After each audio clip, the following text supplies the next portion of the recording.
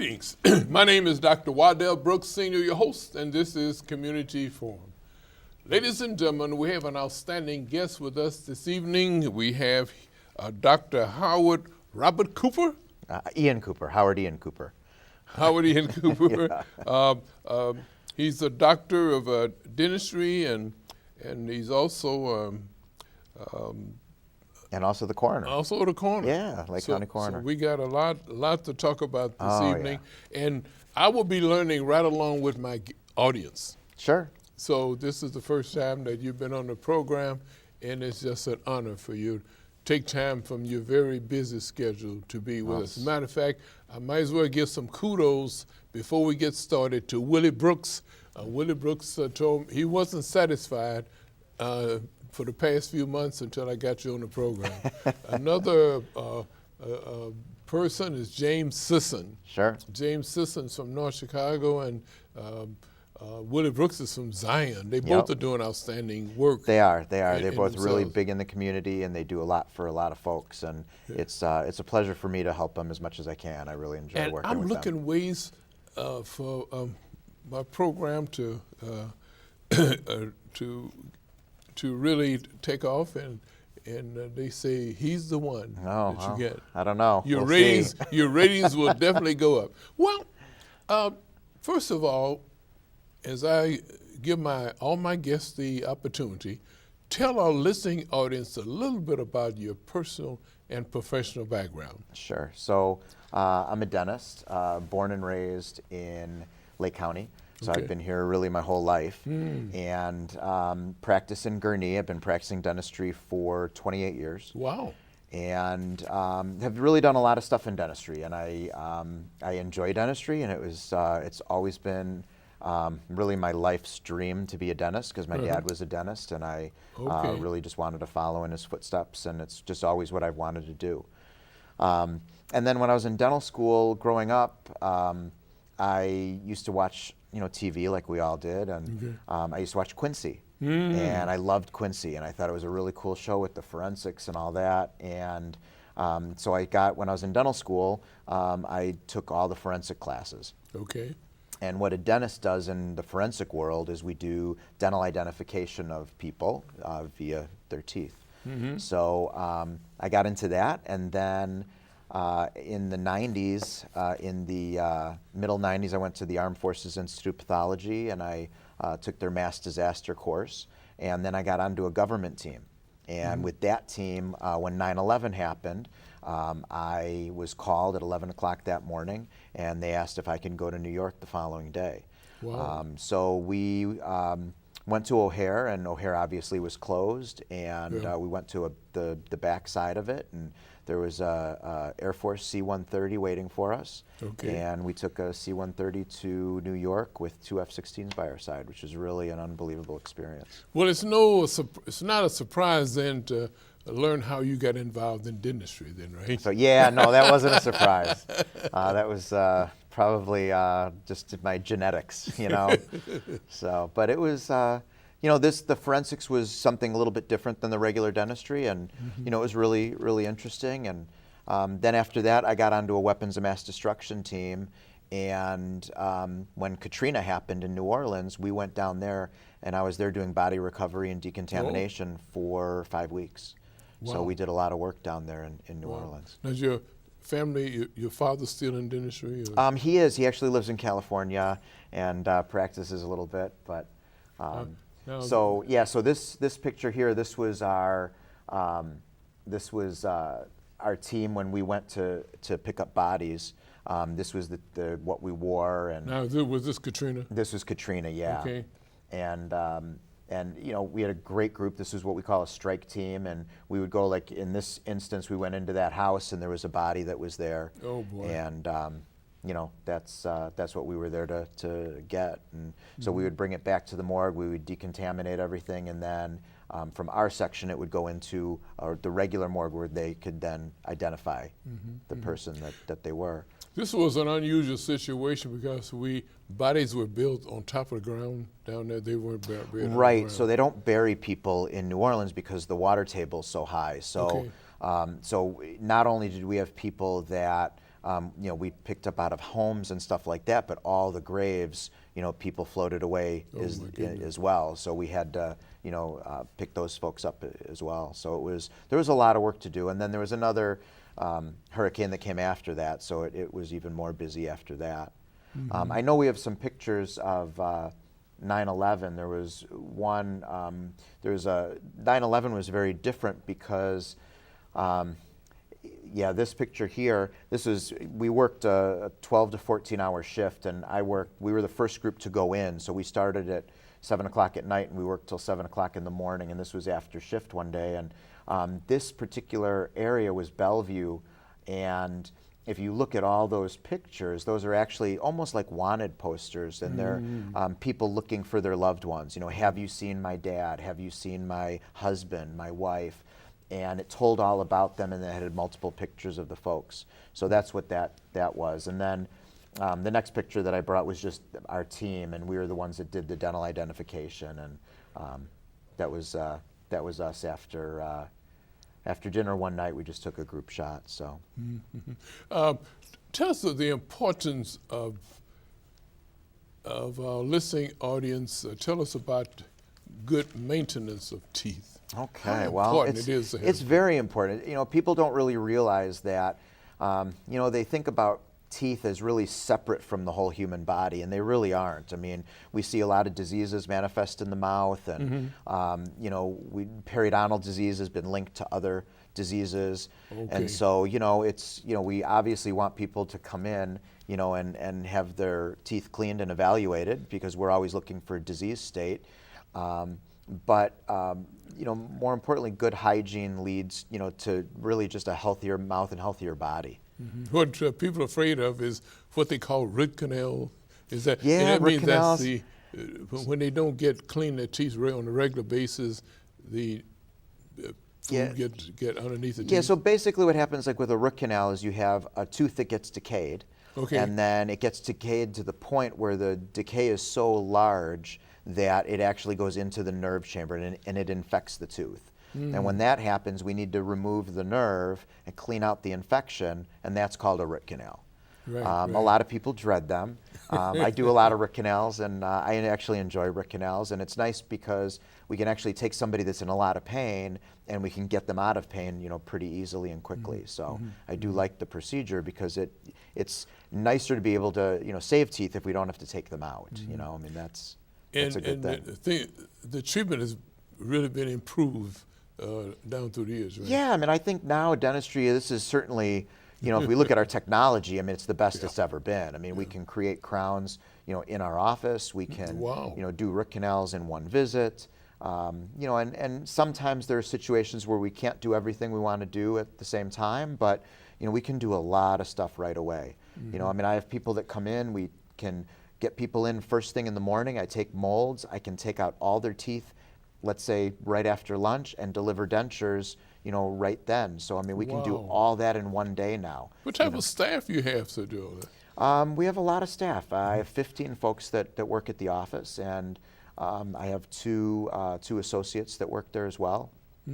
And then we have a full-time lab technician, so we have a full denture lab in the office as well. Your relationship with an orthodontist then?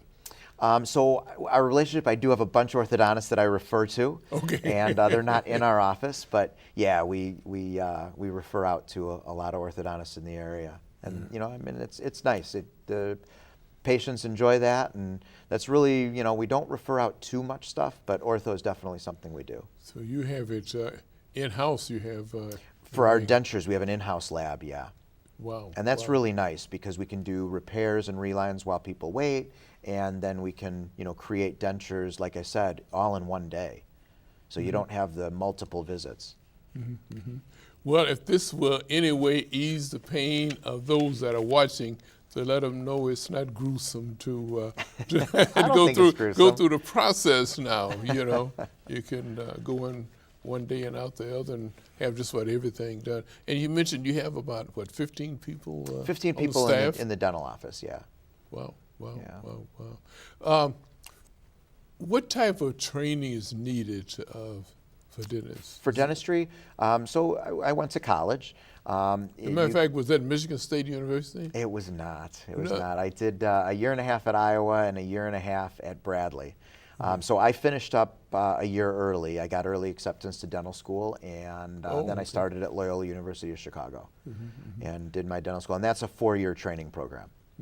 I mentioned that because I thought in your background I saw Michigan State University. No, not Michigan State. No, okay, I got No. another. I mentioned that because my daughter graduated from there. Oh, you know, nice. and I mentioned- Nice. I was it still Big Ten for a while, but a little different, little south. Right. So. Well, what is your ultimate goal from dentistry? You plan to stay there? Yeah, I mean, I still work. You know, when I became coroner, I did cut my hours at the dental practice because I need to be at the coroner's office. I'm at the coroner's office 7 days a week, and we're a really busy office in Lake County. Well, after successful dental practice, what piqued your interest in being a coroner? Well, you know, I have 5 kids. Okay. And what really got me was that I was noticing an opioid problem. I had patients that died of overdoses. I saw that there was just something happening. My kids grew up with a boy that died, and I talked to some folks at the schools and said, you know, I want to do something where I can talk to the kids and tell them about drugs. And as a dentist, they wouldn't even listen to me. They wouldn't talk to me. They were not interested at all. And so that was part of my reason, because if I could be the coroner, that gives me obviously a lot more status in that arena. Okay. And then the other thing was that I really love forensics, and I worked for coroners and medical examiners across the country doing dental identifications, and I wanted to further myself. I wanted to do more. And I like that arena. I like being able to help the families and, you know, get them through the process and taking somebody at the worst time in their life and helping them get through that. And that's a really important thing of what we do. You know, even though we investigate the death, and, you know, my job is really to determine cause and manner of death. And I do that, but so much of what I do is really dealing with the people that are still here, you know, the families, you know. And that's a really important thing for me to be able to do. And it's really a good feeling when I talk to a family and I tell them the worst news that they've ever heard in their life, and I go to shake their hand goodbye, and they're like, well, I'm not shaking your hand, and they go and give me a hug. You know, then I know, I mean, we did a really good job. Right. Have you had any real interesting cases, I guess? I mean, we always have interesting cases. Right. Probably one of the most interesting was we had a case. I had a sheriff's deputy give me a call one night, and he's like, "Hey, Doc, I'm going to send you a picture. There's a woman that was digging in her backyard, and she found what she thinks is a part of a human skeleton." Wow. So he sent me the picture, and it turns out that it's a mandible, a lower jaw. So of all the body parts to send a dentist the lower jaw, it worked out perfect. So I knew it was human, and told him so. And then in our office, we actually have a cadaver dog. We're one of 3 coroner's offices in the country that has a full-time cadaver dog. Okay. And so he went out, Bones, his name is Bones, and he went out to the scene, and he was looking around all throughout the yard, and he came to this one area, and he was digging, and he uncovered a couple more bones. So at that point, we knew that we needed to start a full archaeologic dig. So the next day I called some folks, our anthropologist, NCIS, who we've worked with, and I've lectured for a clandestine grave class. So I knew that this was, you know, they were the folks that we wanted to work with. We all came together with a bunch of people that actually took our class from the sheriff's office and from our office. Okay. And then we set up a dig, and in 6.5 hours we had 75% of a human skeleton. Wow. And we unburied everything. It was really, really awesome. Our anthropologist believed that it was an American Indian.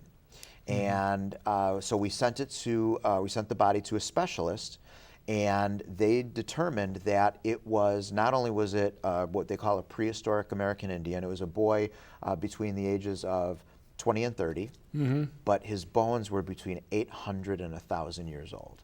Wow. So that was a really cool case, because that's just something that I may never see again in my lifetime. Right. You know, I mean, just, you know, to hold bones of somebody that was that old, you know, the bones were that old, was really, really cool. That was a neat case.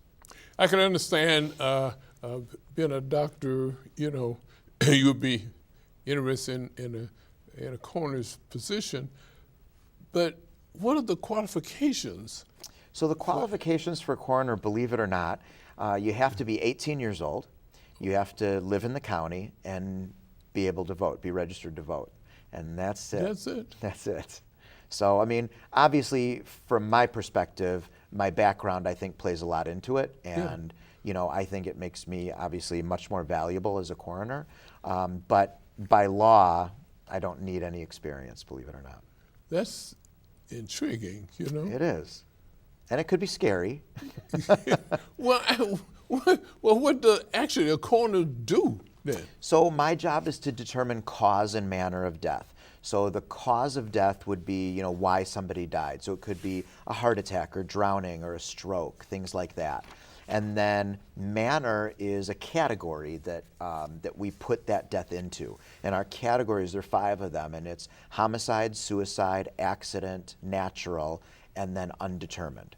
And undetermined, if I really don't know what happened, we would go undetermined. Or if I have 2 manners that I don't have enough evidence to swing me one way or the other, then at that point I would go undetermined with it until we got more evidence, and then we could maybe make a different diagnosis at the end. We'd just have to see. But that's really what the coroner's charged with. Now, the interesting thing is that by law, the coroner is not allowed to perform autopsies. So we have to hire a forensic pathologist to actually perform the autopsy. So that's who we work with. We have 2 forensic pathologists that we work with, and they come in and do the actual autopsy. I try to get to, you know, most of them, but, you know, I can't get to all of them, obviously. You know, there's still a lot of county stuff you do when you're an elected official. But we do see some really interesting cases when we do autopsy. Now, the purpose of this program is not to get everyone rushing to try to be elected. Is the elected position? It is. Appointed. It's an elected position. Elected position. Yeah, so coroner is an elected position. And so out of the 102 counties that are in Illinois, all of them are coroner counties with the exception of Cook, which is a medical examiner county. So that's an appointed position. But all the other positions, all the other counties are coroner counties, which is elected. Okay. So the main purpose then, the mission of the coroner's office is what? How'd you? To determine cause and manner of death. That's the main. Yeah, so when people die, they have to have something on the death certificate. And if it's an accident or unexplainable, or if there's any reason why a doctor wouldn't sign off on that death certificate, it has to come to us. You know, there's certain situations where we have to. So in our county, we have over 5,000 deaths a year in our county, and over 500 of them come to our office to be further investigated. Wow. So we're a busy office. I mean, we're still, you know, the 3rd largest county in Illinois, and we're definitely a busy office. Yeah, fantastic. So actually, you don't have to be a licensed physician or surgeon. No. Board certified in clinical pathology. No, nothing. You know? All you have to do is be 18. Man, that's very interesting. Yeah. Yeah. Well, what are some of the challenging experiences that you've had? You know, I don't think we've really had anything that's challenging. I mean, I think, you know, we've really tried to have a really good rapport with, you know, with the different police departments. You know, we work with so many different groups. You know, the sheriff's office, lots of municipalities. So there's just a lot of people that we work with, but it's actually been really great. I mean, I have meetings with the police chiefs, and Okay. we go over how we want to handle cases and how they want to handle cases, and we make sure that we all work together and are on the same page.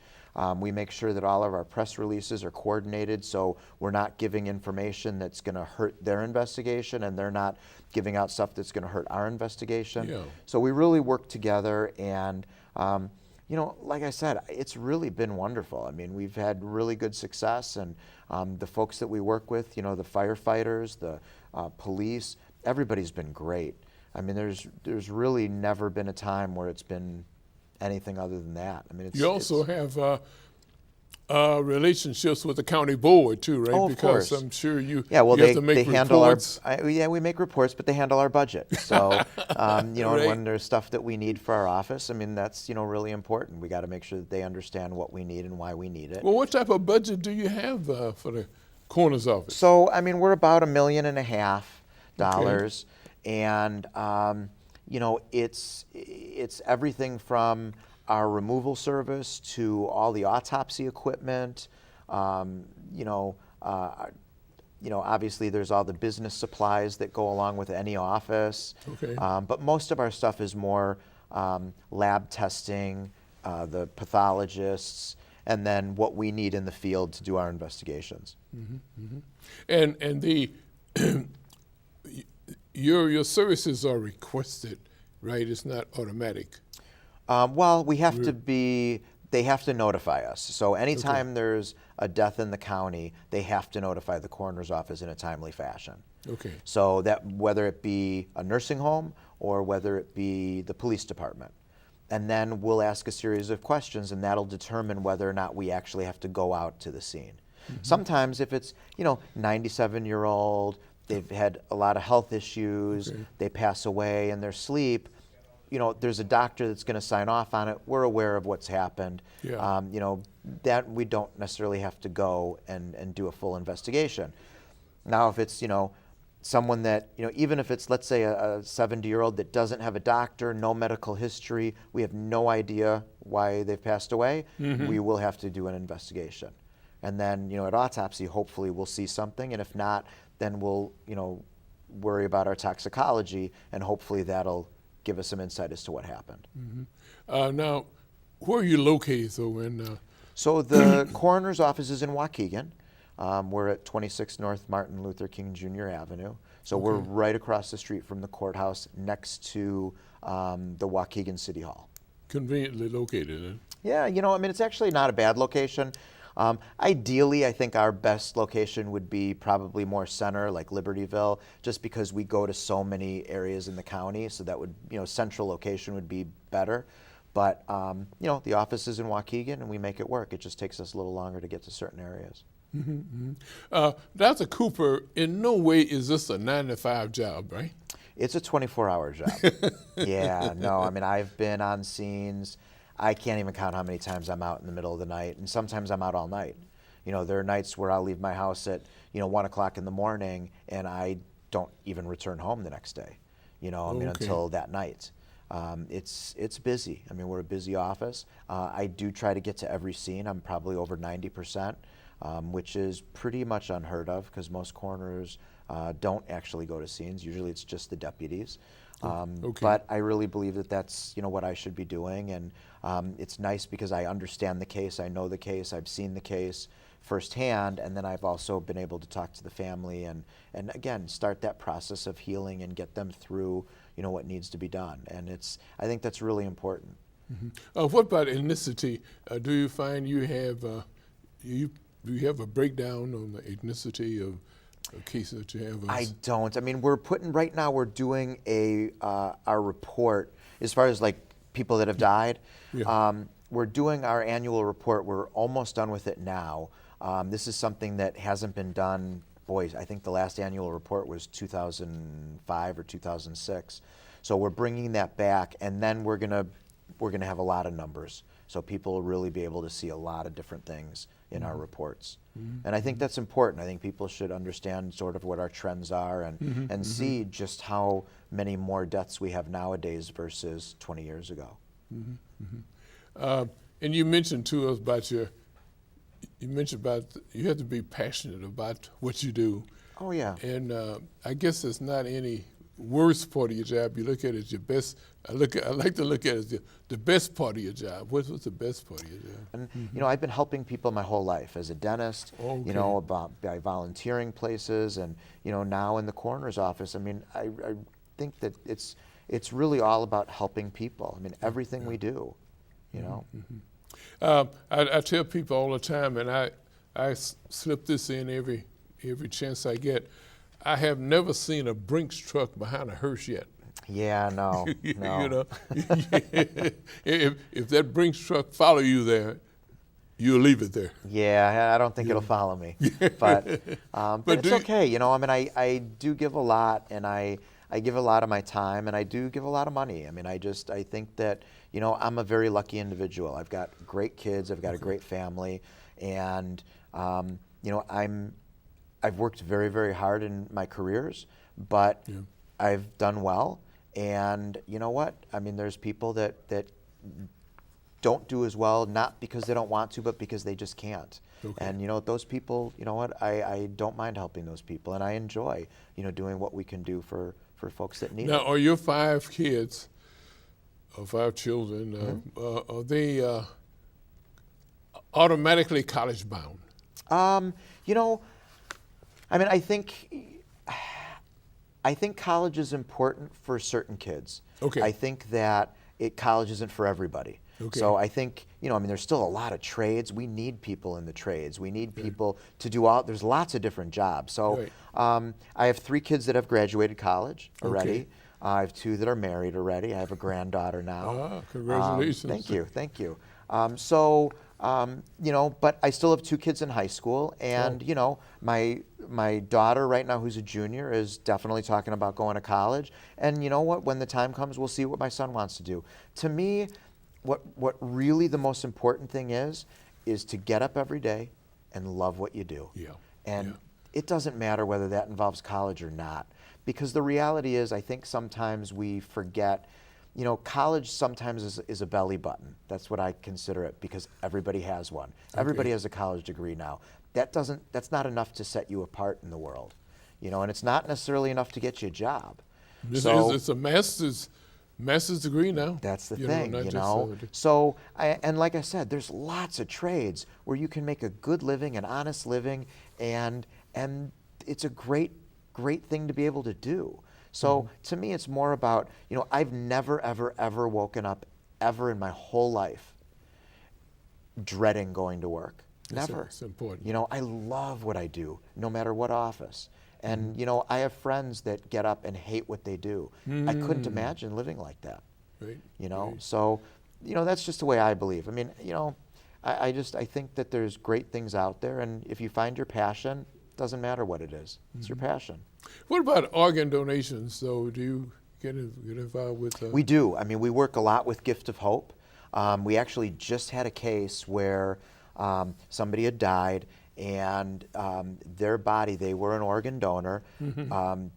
6 people were saved with their organs, six separate people, and over 100 people with the skin that they donated.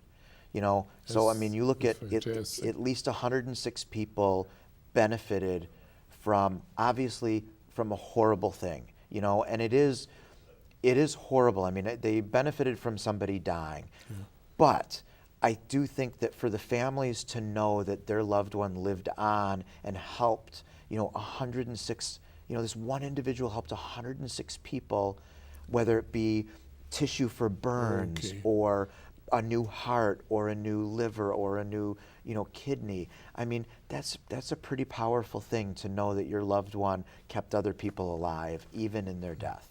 Now, that has to be donated, right? Like, I think the Secretary of State's office mentioned you indicated on your driver's license. Correct. You can sign the back of your driver's license, and then you know, when something happens, obviously we're contacted immediately. You know, Gift of Hope will contact us and say, hey, you know, we have this person, we've talked to the family, they do want to do organ donation, what can we do? Because ultimately it is up to us and up to me, because certain things I can't let them donate if it's something where I need to look at that particular body part because of some other reason. So sometimes we can't donate everything that necessarily Gift of Hope would like us to, but we have a really good relationship with them, and they respect where we're coming from. Again, my job is, I have to be able to determine the cause, and if I can't donate something that's going to ruin that chance for me. So, there's certain things that we may not be able to, but we'll always be able to donate something for that family. I mean, we really make it a point to bend over backwards for those families.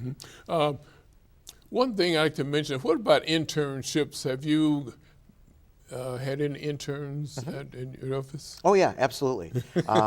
Every summer we'll have kids that come in. I like having the interns come in. Now, it's not a paid position Yeah, right. for our internships, but No, they're happy to get that experience. Yeah. they are, and we're a busy office, so for that it's really good. We also do work with workforce development, which is really an awesome program. Okay. And workforce development brings interns in. Now, they get paid through workforce development, but they do gain a lot of knowledge. I mean, we've had a number, since I got into office, we've had a number of people come through there, and that's been really nice. And it's, they've gone from our office to get a full-time job somewhere else, which is awesome. Really? Yeah.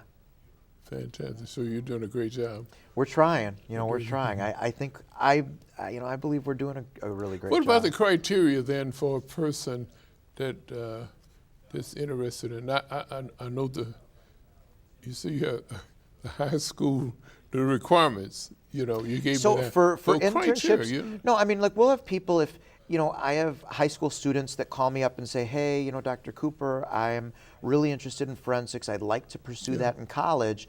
Can I come in and see an autopsy just to see if this is really what I would want to do? And as long as the parent allows it, we're okay with that.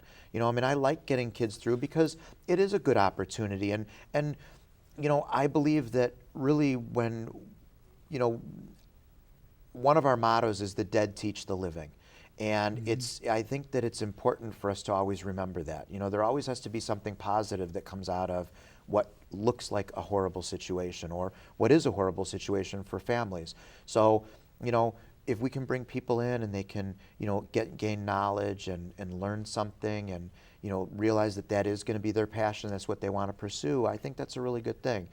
And sometimes they come in and realize, this is too much for me. Right. Well, but then at least they know that they shouldn't pursue these things and let them look at something else. And that's okay too. Your relationship with morticians too. It's, I think, really good. We try to do as much as we can to help them. And, obviously, all of our folks end up in a funeral home at some point. We do have a good relationship with the funeral directors, and we try to help them, like I said, as much as we can. And what other programs that you may have that we may not have covered in your? Boy, I think that's really, our summer internships. We have college kids. Most of those are college kids. Yeah. That send us applications, and that's a really good program, and they certainly learn a lot. But that's really the only programs we have sort of in-house. But you have two. You have a dental programs for people may be interested in seeing. Yeah, so in the dental office, we don't really have an internship per se. Okay. But we do absolutely. I have a lot of kids that come through that just want to see if they're really interested in dentistry, and they come through, and that's actually, that's not as hardcore, obviously, as watching an autopsy. Right. But sometimes, people that don't brush, that could be a little bad. But I do have some folks that don't really brush all that well, so we do see a lot of disease. It's very encouraging for people to see then what will happen if they don't brush. Yeah. But not only brushing, but it's in addition to brushing, there's there's still flossing. and so Flossing forth, and water picking, and and again, we really try to look at the whole body. It's not just about teeth. It's really about disease process that affects the rest of your body. And it's amazing. We don't think about how it affects the rest of the body. It's We don't. But if you think about serious, having a giant infection in your mouth, Okay. and your bloodstream. Everything is going through your mouth. Okay. So your blood's traveling through, and then, people always talk about, I'm brushing my teeth, they're bleeding all over the place. Well, when your gums are bleeding, there's a bacterial exchange between your, blood vessels and your mouth. And so, that can cause a big problem too. What know? about her insurance, though? Well, People you may know, not have dental insurance, unfortunately, is not, I don't even know why they necessarily call it insurance. It's not great. I admit that. Okay. If we look at the dental benefit maximums from the late 1960s, Okay. it was between $1,000 and $1,500 a year is what you would get back in 1968, let's say. Wow. Today, it's the same. So, you know, obviously that's, you know, the fact that none of those benefits went up in, you know, 50 years is not a great thing, or, yeah, in 50 years. So, you know, some people have insurance. It's really, we just consider it a benefit. Whatever they get, they get. And, you know, dentistry, unfortunately, some procedures are expensive. I mean, you know, our lab bills are high and materials are high. And unfortunately, that's, you know, that's how it is. But, you know, we try to help out our patients every way we can. I do donate a fair amount of our dental work to people that are needy, that whether it be through dental donated services or just patients that come in that just are flat out honest with me and just say, hey, I can't afford this. What am I going to do? And you know what? We help people where we can. We absolutely do. Again, I believe that I'm lucky. I'm fortunate. And if we can help folks, you know, I'm okay with that. And if people will look at the other end to the cost of an orthodontist, I mean, they will, you know, take pride in taking care of their teeth, right? Yeah, or oral surgery, or I mean, there's lots of different things. I mean, if we take care of our teeth and we don't need 10 root canals, you know, you can save a lot of money. Okay. So you know, that's always obviously we want people to take care of their teeth. I mean, that's always our benefit. The orthodontist is not cosmetic. You know, you're not doing it to become cosmetic. Well, I guess in some cases ortho it could be right? cosmetic, but it could also be, you know, for the jaw and for joints, and you know, I mean, there's you know, joint health as well, because you know, sometimes your jaws or teeth are in a position where it really, you know, messes up your bite. Okay. So you know, Okay. sometimes it isn't just for looks. What about Katrina? Tell us about the cases down Katrina, there. yeah, we were busy. I mean, I was down there for, like I said, 5 weeks, and And you donated your. Yeah, well, so the government team that I'm on, we do get paid. Okay. It's certainly not a lot of money. Okay. And at that time, that was 2005, my dental staff still worked every single day. So even though I did not have another dentist there at that time. So they would come into work, so I'd still have to pay them, and what I made from Katrina didn't even pay my staff. Okay, I get you. From 9/11 and Katrina, I actually, the money that I received from my being on a government team, I actually turned around and donated. So I actually didn't take any money from that. But I just felt that for me it was more of a volunteer. I wanted to go because it's the right thing to do. I mean, these were the most horrific things that had ever happened in our country, and I wanted to be a part of that. I wanted to help. Now, is there still a need for volunteers? Now, that was 2005. This is, you know, 2019. So yeah, I mean, we still do. I actually, this weekend, I lectured at our DMORT training, and I attended the rest of the training. It's DMORT is the Disaster Mortuary Operational Response Team. It's a federal team, and we still are looking for people, you know, to fill the team. It's, you know, in certain categories, you know, anthropologists we're light. You know, certain other areas we need folks. And those teams are really important, because if there's another disaster, which there's going to be disasters, you know, I mean, we can't make them go away. So we do need folks, you know, we definitely do. So, you know, I mean, you hope that, you know, our training pays off, and, you know, we hope that the next thing that happens isn't, you know, a huge mass disaster, but you just never know. Now, is there a demand for your services to do? You mentioned lecturing to schools or colleges. Oh, sure. Yeah, I mean, I lecture all the time. I talk to lots of different groups, you know, citizens, police academies. I talk to schools. We have a lot of schools that come through our office. I go to schools to lecture. You know, Boy Scouts, Girl Scouts, so many different groups have come through and requested, that they get tours or just have me come speak, and I do. I mean, I love doing that. I love educating the public as to what we do, because I think a lot of people really don't understand what we do. They don't really know what the coroner's office is. They know what they see on TV, maybe, but just because it's on TV doesn't necessarily mean it's true. So we do like telling them, how things are, and and the process of our investigation, and and really what happens if somebody dies in their family. Interesting story. I was at a school at a career fair, and a whole bunch of middle school kids came through my room, and it was a couple hundred kids, and it was great. Like I said, I love talking to the kids, and I love explaining what we do, and and they all listen, and they enjoy it, and then I give them a little bracelet when they're done, and and it says "Make good choices" on it, and so that particular night, I got a call, and there was a gal who had died at her house, and she had lived with her parents and her children. Okay. And I get to the house, and her father says, my grandson, I said, I'm Dr. Cooper, I'm the Lake County coroner. He goes, I knew you were coming. He goes, my grandson told me. Okay. He said, you talked to him today at school.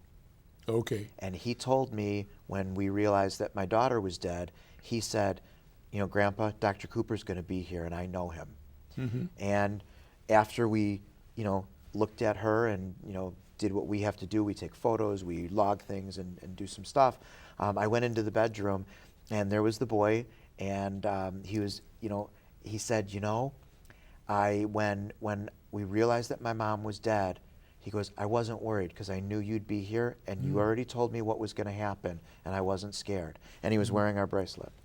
Wow. And fantastic. I mean, that's a really cool thing. I mean, so again, I mean, I'm fortunate that we are in a place that we can educate the kids and other folks and really help as much as we can. And for that kid, I mean, how great is that he wasn't scared, he didn't cry, he knew what was going to happen. And I know it's a strange thing, but he was at peace with that, and that's a really important thing. And it was really cool that he knew I would be there. He just knew, Well, I'll say this: the first time I met you was at, James Sisson had a celebration for the late Mary Lacy. Mary Lacy. At Mary's Mission. Yeah. And talking with you then, I say, now he's the one that Willie Brooks has been talking about all the time. And we made a tentative date for a show. And this is mainly where I get most of my shows, talking with interesting people all over the county. Yeah. And here it happened. And I that was special. It. That was a really special day because we were honoring Mary. And Mary was just an unbelievable woman. And I was really fortunate to be able to work with her before she died. And I mean, she would call, and anytime she called, you knew you were never going to say no to her. I mean, we did whatever she wanted, and we helped as much as we could. I know the state's attorney made a. Mike Nairheim, he made that comment too. You don't say no to Mary Lacy, No. And she loved Mike. I mean, she really did. And he was her state's attorney. Your personal attorney, Yeah. But it was nice. And for me, a couple days before Mary died, I actually did go to the hospital, and I actually spent some time with her. And there was nobody else there. It was just she and I. And, it was something that I'll cherish because it was just quiet, and it was us. Right. And it was a moment that I'll never forget. And I was really lucky that I got to do that, and that the people that loved her did let me know that she had gone there and let me know what room, and I got to go over there. And so that was really nice. Fantastic. And a couple days later they called and said she'd passed. So it was good. And I was, I went to her house a couple times, and it was nice. She was a good lady. A really good lady. Very good. I don't know what she did all that cooking and that, but she was responsible. Oh yeah. For my goodness, lots of stuff. All kinds of food. And her hat collection. Oh my gosh! I remember when she invited me over, and I got to go upstairs and look at her hat collection, and that was quite something to see. Right. Well, tell us about your experience in Batesville, Indiana. Now you Were you in oncology there? No. You, wait, No. I got another Cooper there. Yeah, Another Cooper yeah. there, yeah. So I mean, I was just in Indiana. I was just there lecturing for the DMORT team. That was this past weekend. No, I mean, I did not Okay. do anything else there. Okay, when you're going through the computer, you know. Yeah.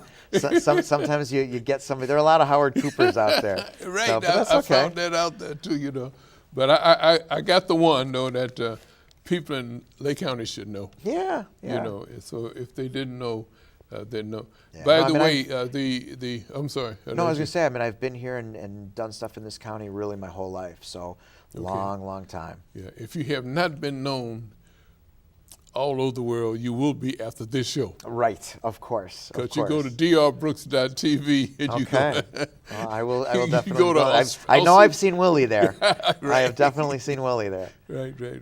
Well, it's fantastic. I'm very happy that that you're really taking time, literally, from your busy schedule to be with us to share all of your experiences. Now, you mentioned we talked about 9/11, Katrina rather, but 9/11 now. Yeah. you So know. 9/11 was really, that was the first major disaster that I ever went to. And like I said, you know, I got called on that day, and so I had a meeting after work that day, and at that time we didn't have a TV in our office. Okay. So I really did not see anything. I heard that the towers hit. I listened to that on the radio. Yeah. But I had not seen any video on it. And that night I had a meeting, and when I was at the meeting is when I got the call as to where we were going to meet and the next day and at what time.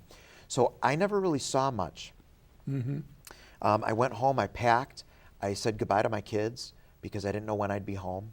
And the next day I was out the door, and like I said, the Air Force took us to New York. We flew into Stewart Air Force Base, which is in upstate New York, and some hours after we arrived, President Clinton flew in there too.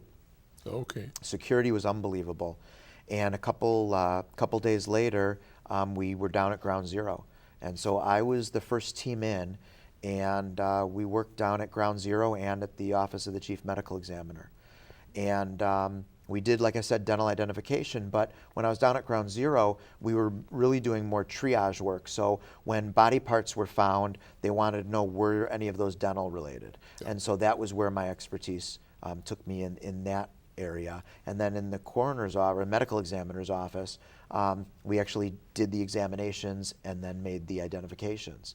So we were really busy. It was a busy time. Talked to a lot of dentists when we were trying to secure records of the victims. Met lots and lots of amazing people. I mean, some of the people that I worked with at 9/11 are still my best friends today. So it was really just an unbelievable experience. And the really nice thing in those types of things is we're really looking for closure for families. Yes. You know, we want people to be able to have a body that they can bury, because that's really important, because number one, they need to know that their loved one really truly is dead, and to be able to heal. And so it's an important part of the process for people. I mean, what was the number? I believe the final count was about 2,800. 2,800. Yeah. And then Katrina was what about? I don't even know what the final number, because it's hard with Katrina because we had so many more bodies, because there were all the graves that had come up. So, I don't know what our final body count was with Katrina, but I mean, it was up there. It was definitely up there. Okay. So you mentioned about you have all types of reporting requirements, I guess, for county board. You have to do those. I consider that's where your budget is approved. We want the county board, to know, what our statistics are, what we're seeing in the county. It's important for everybody in the county to know that from 2017 to 2018, our overdose deaths went up over 20%. 20%. That's an important statistic for people to know. So we track all those things. Like I said, this is going to be the first year in many, many years that we're putting together an annual report so people will actually be able to see the data. And they'll be able to look at how many suicides there were, how many homicides have been in our county, and where. And I think though that's all important data for not only for us but for the citizens and for the county board and also for the police departments to sort of know, hey, where do they fall within the county? Maybe they're what can they do? Is there some community outreach that they can do to try and curb some of these things? And we all want to work together to try and obviously make our death numbers lower. But the other side of that is that we have a lot more natural deaths than we ever have before too. And a lot of that is the baby boomers are getting older now. Okay. And we have a big population that's passing away. And not necessarily by anything other than natural means, but it's still a big number for us. Yeah. Do you have any leisure time activities? Every once in a while. The good news is I don't sleep much. As long as I get 2 hours a night, I'm okay. Wow. So I don't really have to worry about that. But every once in a while, I try to get out of town and be one with my camera. I'm a big photographer, an avid photographer. And anybody that's been to either the coroner's office or my dental practices has seen lots of pictures all over the walls from areas that I've gone. I did a lot of traveling with my kids back in the day. Yeah, right. We had still have a motorhome, and we've been to 2 provinces of Canada and 42 states with the kids. Wow. And That's my kids have beautiful. seen a lot of the country, and the biggest ball of yarn, the Mitchell Corn Palace. I mean, places that you don't normally go to, but Right. but we did, and they've seen a lot. They will so. forever cherish. Oh yeah, cherish that, I mean those are some of our greatest memories, and that part's awesome, and it's also great because we've seen this country, and this country is such a great place, and so many people here, especially in this area, flock to Europe, which nothing wrong with Europe, but they never see the United States, and we have so many cool things right here.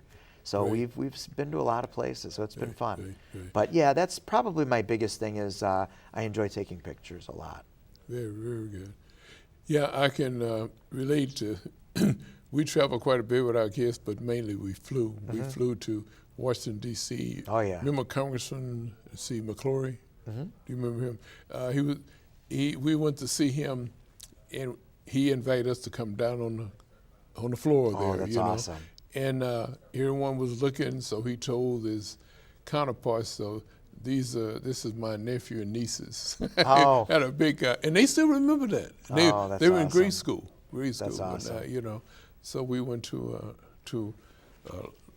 like you say, it's a memorial. We didn't have the And D.C. is a great place. I mean, it's so educational. museums and all that stuff. You got more now than Now it's unbelievable. Actually this summer I took my son and we went on honor flight with Lake County. That was my second honor flight.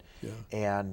But he got a chance to actually bring one of my patients who was in Vietnam, but he had passed away. And my son got to carry a flag with my patient's picture on it. Oh my goodness. And then we brought his family on the honor flight as well. And it was really an unbelievably great experience for all of us.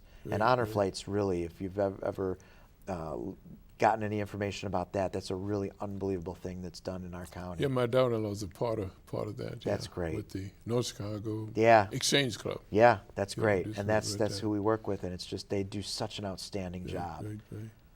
Okay, well, the 2 careers, and I like to call them 2 full-time jobs or 2 part-time jobs. Dentistry and also coroner.